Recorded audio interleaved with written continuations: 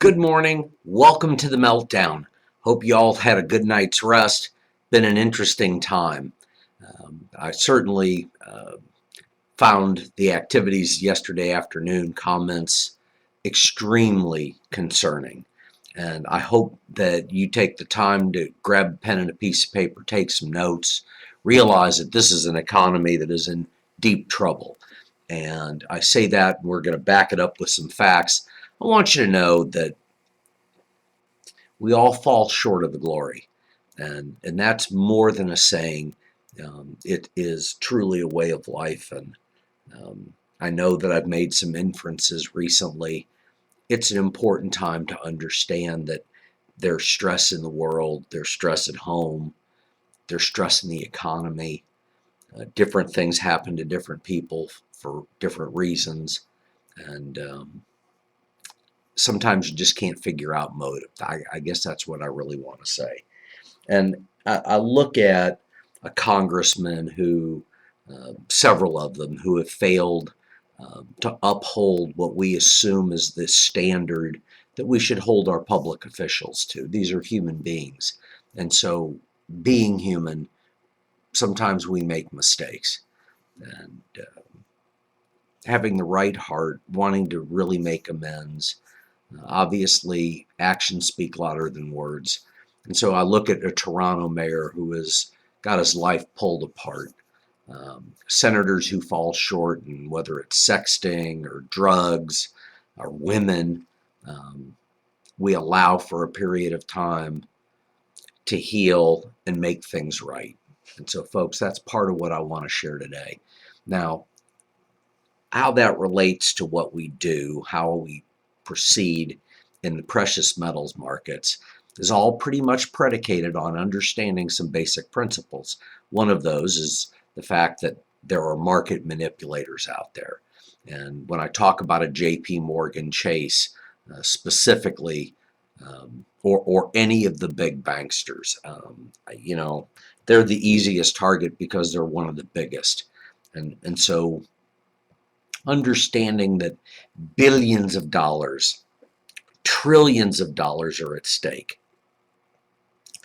You've got workers, employees of automakers that are trying to figure out how to improve vehicles, make a market work. And then in the middle of all of this, you've got the Federal Reserve that'll throw mixed messages based on fact. And you find yourself trying to figure out what to do next. It gets concerning pretty much if you're the average American. Now, if you're in the top 1% and you've got the wealth that really matters at the end of the day, then you set the rules and you manipulate or you utilize your leverage to its best value. It's done in business all the time. Businesses fail. There are owners and managers who make choices for the goodwill of employees, but that still doesn't mean that businesses don't shut down and close up.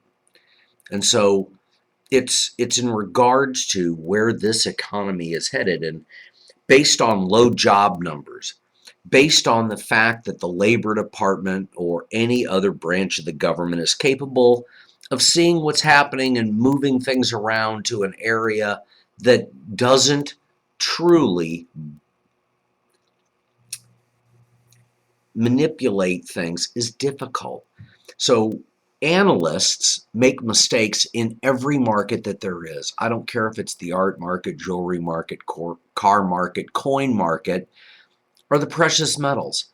And the retraction that we're seeing, the down value of metals, is something that I've talked about. I know that the markets are being manipulated. I know that GLD is being scrutinized.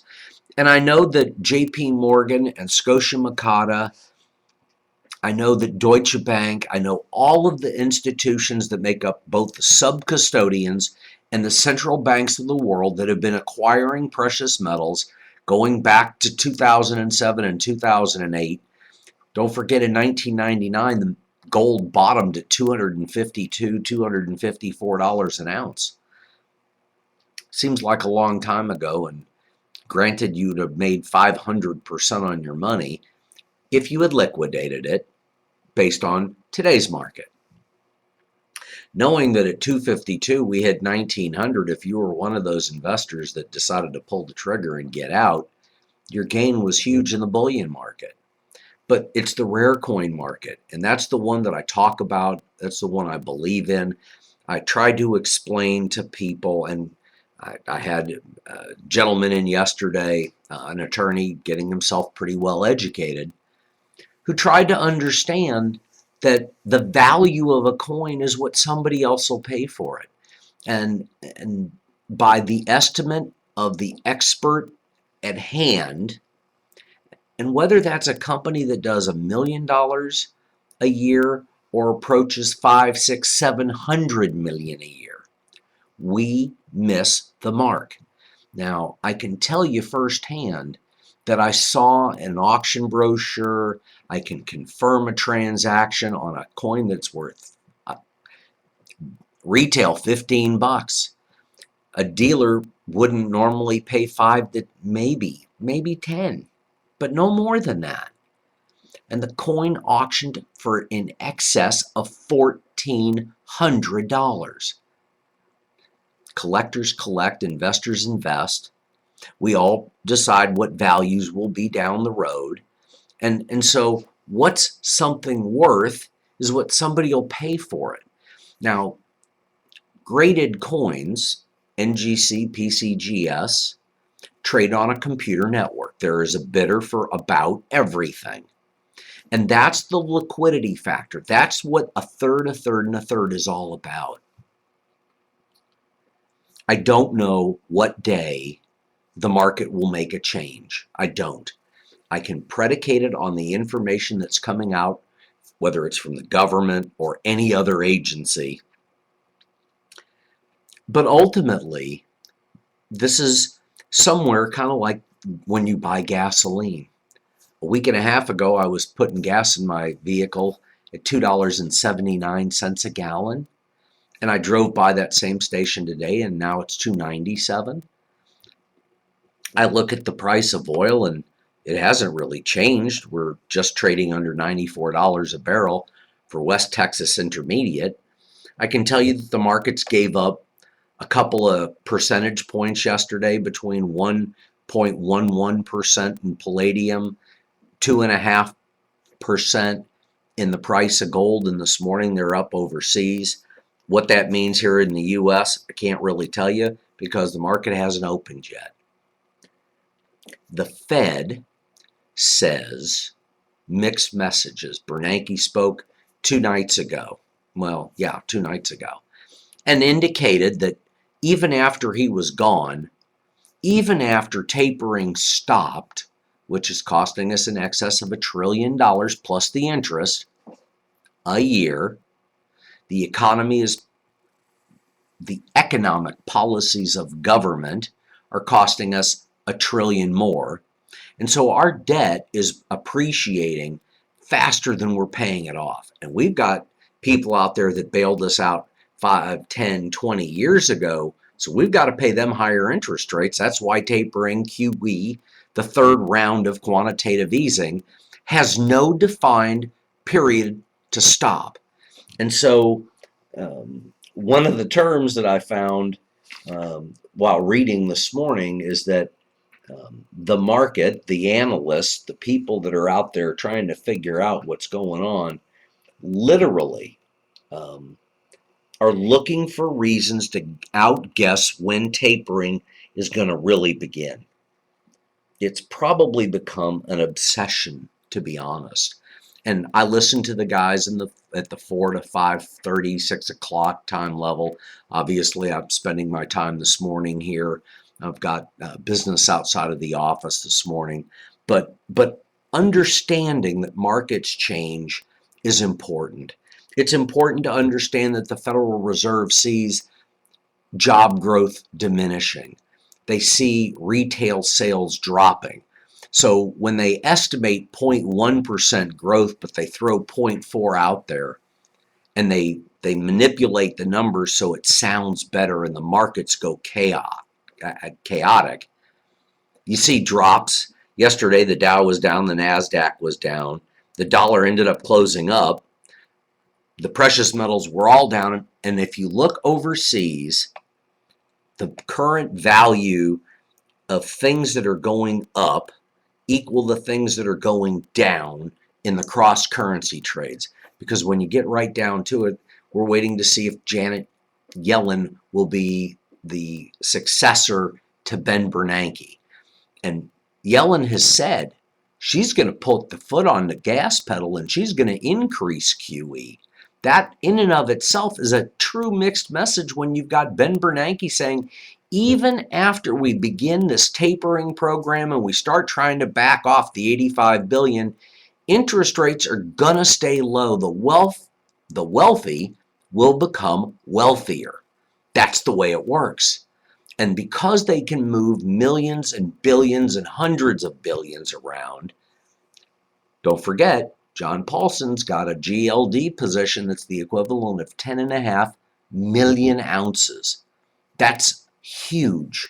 And in a market that's got 200,000 trades a day, according to the CME, they're prepared to provide assistance to the banks, assistance to the leverage, so that whether you're going long or going short, you can take the paper market and move a gazillion dollars around. I'm not sure the gazillion's the right term, but quadrillion comes after trillion. So we're talking about some big numbers. We're talking about unlimited debt. And folks, you can't do it. So that's why the message is very clear today. It's time to make the move and own rare coins and precious metals. And the fact that the market can go down 10, 15 percentage points if you're playing for the 5-year haul, 3 years, and you're willing to put the material away and not worry about it as much, you find yourself in a great position.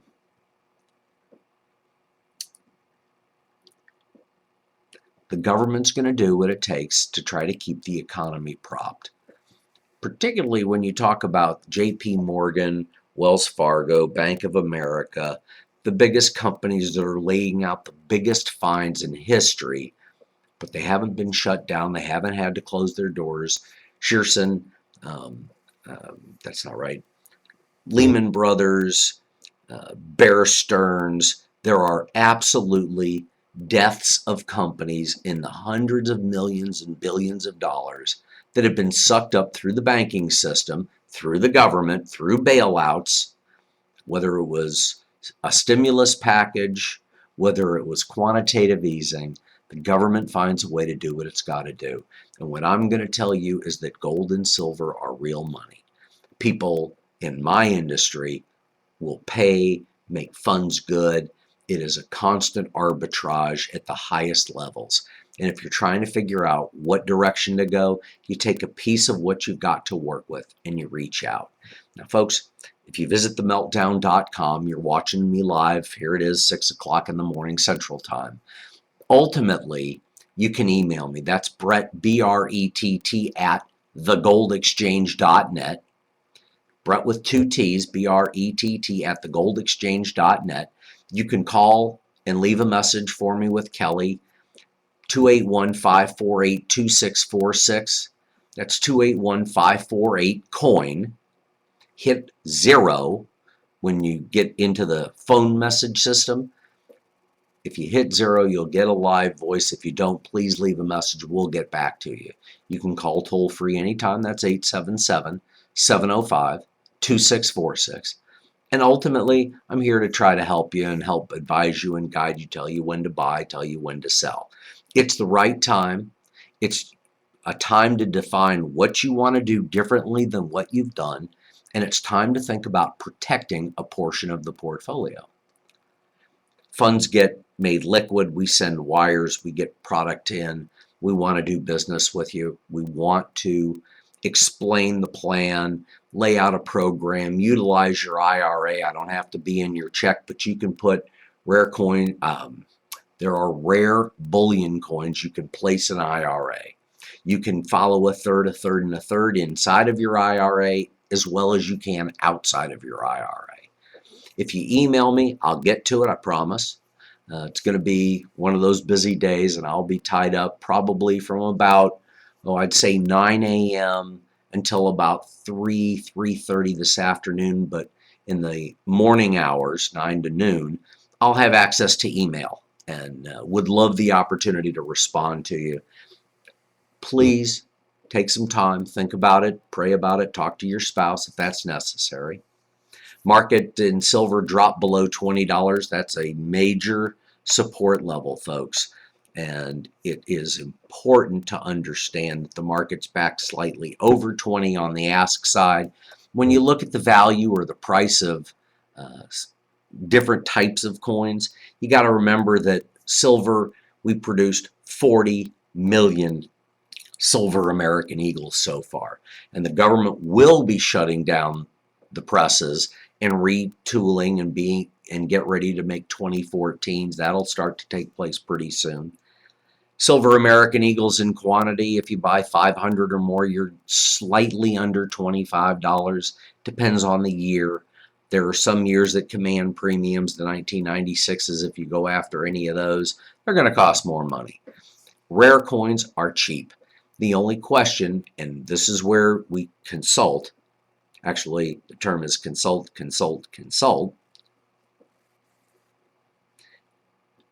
is a third, and a third. And so many of you want the cheapest metal, and I'm trying to help insulate the portfolio. We do it your way, that's okay. I'll quote my prices if I'm within a few pennies or a couple of dollars. You just got to tell me, that's all. We operate at a small margin, but that's okay. We make it up in volume. Please reach out, 281-548-COIN. That's 281-548-2646, or you can email me, Brett, B-R-E-T-T, @thegoldexchange.net. Appreciate you listening in. Folks, I never want to get off air without thanking Texas Children's Hospital, both the Downs Clinic and the Ronald McDonald House. Now, if you go to the meltdown.com, those banners are there. You can click on them. You can provide a donation, tithe or an offering, and you can absolutely donate as much as you want to the Downs Clinic. The information is totally anonymous for me. I have no idea what you're doing, and that's okay, because frankly, it is something that matters to me, my heart, my son, and I appreciate your considerations. The Downs Clinic, the Meyer Center, is located just south of Texas Children's now. It's grown so well. The Ronald McDonald House at Texas Children's is on the 4th floor. There are 20 rooms. They house somewhere, I'm sure, between 40 and 60 people a night. It's so the kids can be visited by family and the families can stay on premise as opposed to leaving each day or staying at the larger facility just off the campus. If you can provide a hot meal, a tithe, or an offering, please call 832-824-8600. That's 832-824-8600. Nancy Allen and her staff, appreciate them so much. They've provided assistance to myself and my family when we needed them a couple of years ago.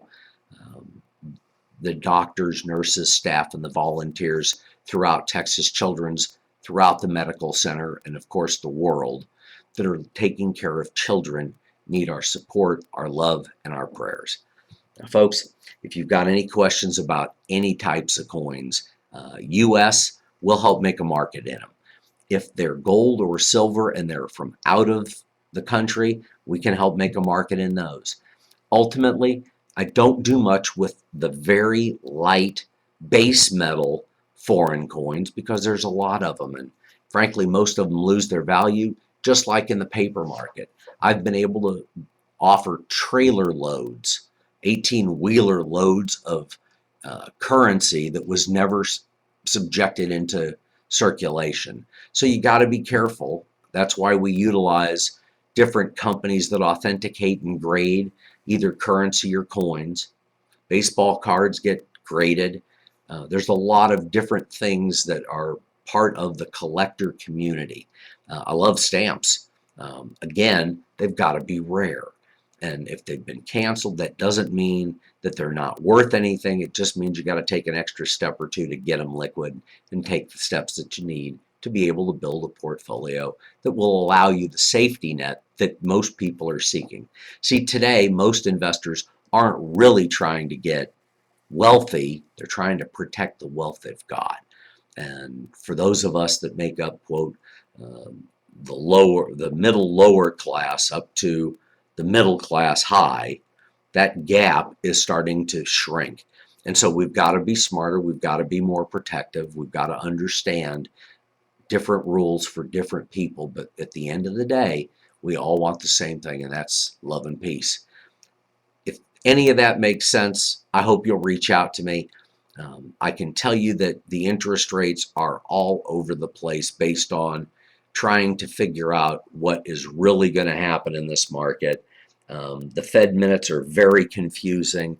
The market decided initially that that was good news, but I think as the evening has gone on, as the sun has moved across the sky and around the world, as the world turns, people are trying to figure out what the next great move should be. I'm telling you, buy gold, silver, platinum, and rare coins. The markets are very, very depressed, and there will be a day, it won't be that far out. Could be tomorrow, could be this afternoon, it could be 2, 3, 4, 5 years from now. But this is about diversification and discretionary funds. Do not put yourself at risk. Be honest about where you are in your portfolio. That helps us excessively. We need the information. It's important. Anyway, I hope you all have a great day. I'll see you tomorrow morning, good Lord willing. Have a blessed day. Michael will be back on this afternoon with his information and his sharing of a market. Y'all have a great day. I hope you'll email me or call. Have a blessed day. Sorry, I've said it a couple of times. We'll see you tomorrow. Have a great day.